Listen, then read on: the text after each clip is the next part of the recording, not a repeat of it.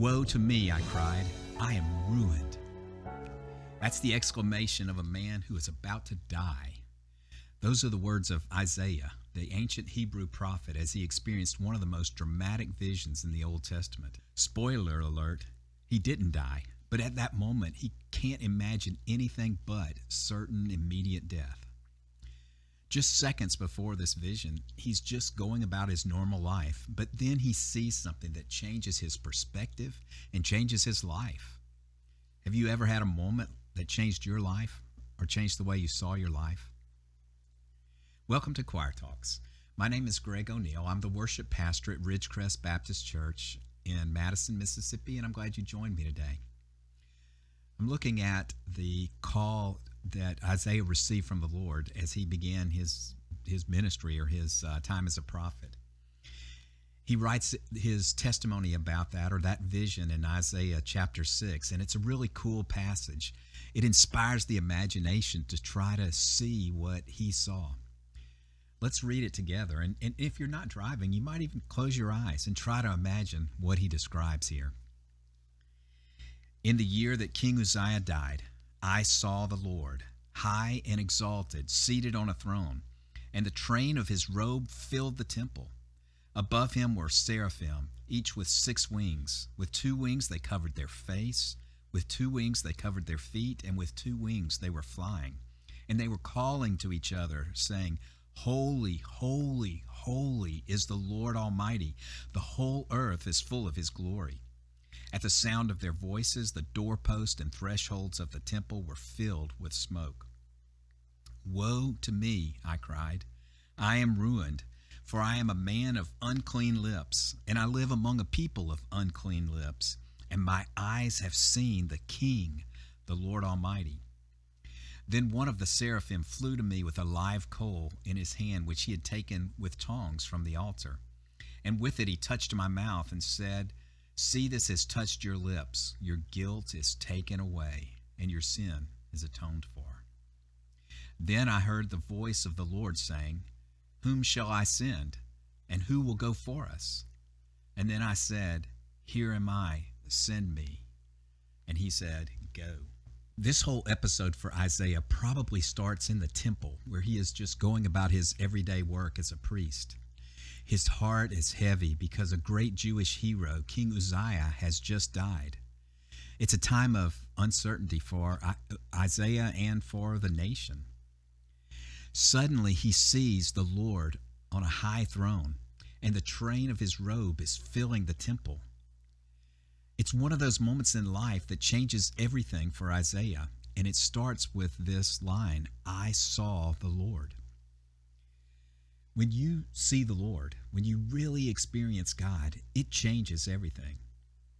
When you see him, you will see everything else differently. Have you ever walked through a time of uncertainty or change or despair and said, where is God in all of this? That's where Isaiah is in his life. And all of a sudden, God breaks in and he sees God on the throne. Uzziah, the king that Isaiah had looked up to, might not be on the throne anymore, but God is. He's not unseated by what has happened to Uzziah. He's not defeated by what's going on in the nation of Israel. He is on his throne and he reigns there. Now, there's no throne actually in the temple. So when he says, I saw the Lord on a throne in the temple, he's really looking into the heavenly temple or the throne room. It's one of those cool moments in the Bible where the line between the material world and the spiritual world gets so thin that the character from the Bible is able to look and to see into a deeper reality, a spiritual reality that is always there but always unseen by us in the material world. So he sees not only God, but he sees around him something that in the Hebrew word for seraphim is burning ones. So he sees these creatures, these burning ones. Each of them has a set of 3 wings. They're covering their feet and their faces because of God's holiness. And they are singing or calling to each other, Holy, holy, holy is the Lord Almighty. The whole earth is full of his glory. Now, it's really cool for me as a musician to see the lyrics of an actual song that is being sung in heaven. Holy, holy, holy. That three times repeating of the word is very Jewish, and it really means holy in the nth degree. He is the holiest. It's a way of emphasizing that. So Isaiah sees God's holiness, but he lives in a time when Judah, his country, is so wicked that they're headed for destruction. These are the people that God has chosen to reveal his glory to the world, and they have failed miserably. From a worldly perspective, the outlook is bleak.